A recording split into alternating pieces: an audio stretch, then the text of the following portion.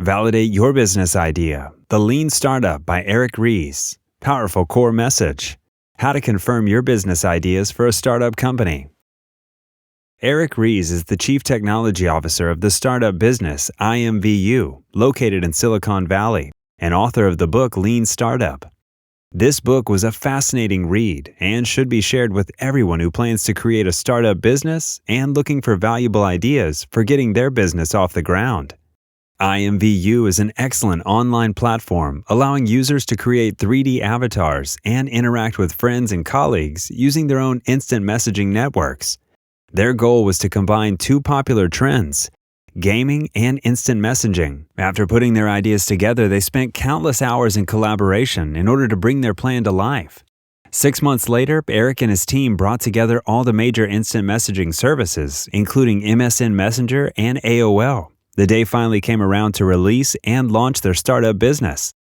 They waited patiently in hopes that thousands of people would gladly download their product. Unfortunately, there was one big problem. No one wanted to download their product. With a lack of other ideas, they decided to invite targeted customers who had interacted with the product and ask them a few questions. It became abundantly clear after speaking with several people, Eric and his team were totally wrong. After several interviews, it was apparent people did not want to use the existing instant messaging networks to invite friends because they did not know if the product was cool enough or trendy enough for their use. What he did learn, people were more happy to install a new instant messaging service that would allow them to reach out and talk to strangers using the 3D avatars. Eric was frustrated after spending so much time working on a product that no one seemed to have any interest in. On the upside, he was thankful for learning what his customers really wanted before they were financially wiped out. Eric kept asking himself if he really had to spend so much time simply learning what his potential customers really wanted. He realized that he could have very easily integrated one instant messaging add-on service, then showed it to a group of customers, and immediately realized that no one wanted to use it. He started to understand that it was his approach to building the product that was fundamentally wrong. He was spending so much time focusing on creating a perfect plan when he should have learned which of his efforts were valuable to the end user in the least amount of time. Instead of relying on his past experiences, intuitions, or on focus groups, he could have used MVP, minimal viable product, requiring less effort, which is often used to test specific assumptions regarding the value of an idea. As an example, Zappos is a billion-dollar online shoe store, but wasn't always. Starting off, the founder of Swimworn was under the belief that customers really wanted to buy shoes online. Instead of spending time and money building a website and gathering massive amounts of shoes, he took pictures of the inventory, posted the images on his basic website. When a customer clicked on the buy button below the shoe picture, he would go back to the store, buy the shoes at full price, and then ship the shoes to the customer through the post office. Over time, Swimworn was not able to keep up with the volume of online orders. That's when he realized his online shoe store was a great idea. Once he confirmed his idea, he spent his time and money hiring a sales team and collecting an inventory of shoes. If you have a creative idea or you've been asked to work on a new project at work, here are some steps to confirm your idea without wasting all your time on something no one wants. To begin with, write down your perception of a user experience you want to create after your business product or your new project is done. You want to come up with a new game that incorporates Monopoly and Risk. While playing the game, you proceed around the board collecting properties and building up your army to take down your enemies. Start with describing how the game is played, step by step, from the very beginning to the end of the game.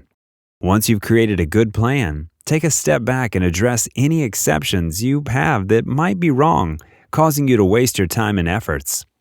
You've told your friends about the game you created, a new board game, and they seem excited about it. They let you know they will definitely buy the game when it's completed. At that point, you jump the gun and start sinking hundreds of hours creating the game. As excited as you might be about your game idea, there's one step you've overlooked. You have not tested whether your target audience will actually buy the game. It's vital to remember that validation comes from measuring the behavior of the targeted audience.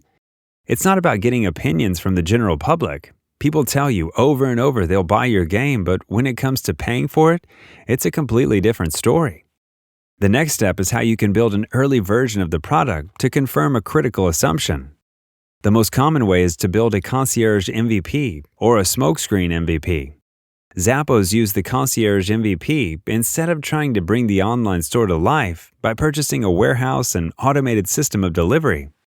Zappos' founder started with a manual and labor-intensive process that was cheap and quick to set up, and was just enough to test his expectations and confirm his business idea. The smokescreen MVP is building a front to illustrate you have a great product without actually building out the product.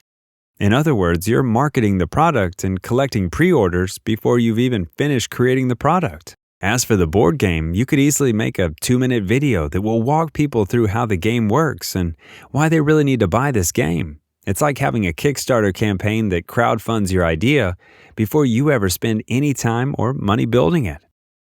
I used a link to the Kickstarter campaign for a card game called Exploding Kittens. They raised over $8 million from a simple video and a description of the card game before any work was performed on the game. The concierge test used by Zappos and the smokescreen test for Exploding Kittens. Both were built in order to measure actual customer behavior. The idea was to convince customers to use their credit cards and make a purchase. This is a great deal easier than sending out surveys and gathering opinions or simply trusting your gut instinct. During the next step, it's time to show your MVP to a small group of targeted customers and then measure their behaviors. As for the board game, you could buy a few ads on Facebook and target a small group of people who are avid board game players. The ad should include the name of the game, a catchy subtitle, and a link to an animated video with the option to pre-order the game. Versus your standard Facebook ad, after you've released the ad, you can determine how many clicks your ad received or the average time people spend watching your video, along with the number of pre-orders you received. After spending some time watching people's behavior, you're ready for the last step. You can either move on to another project or just keep moving forward with this one. If you're getting many clicks and a lot of people are watching the entire video but are not getting the anticipated number of pre-orders you hope for, you might want to rethink and decide to tweak the design of the board game. If after applying some tweaks you're still not getting a decent amount of orders, you might want to consider if it's worth your time or decide to move on to another board game or look into a different business concept. Eric Ries believes the sign of a successful pivot is the engine turning activities. It seems tweaks are more productive after a pivot versus before. When Eric and his team at IMVU started using these steps to test and confirm their products, they started seeing an increase in new customers. 7 years later, BMU would become a $50 million business, and that seems to be the main message I got from Lean Startup. Please feel free to read more about Eric Ries and his many other ideas and thoughts on how you can conduct an MVP test and improve your approach to creating a successful business opportunity.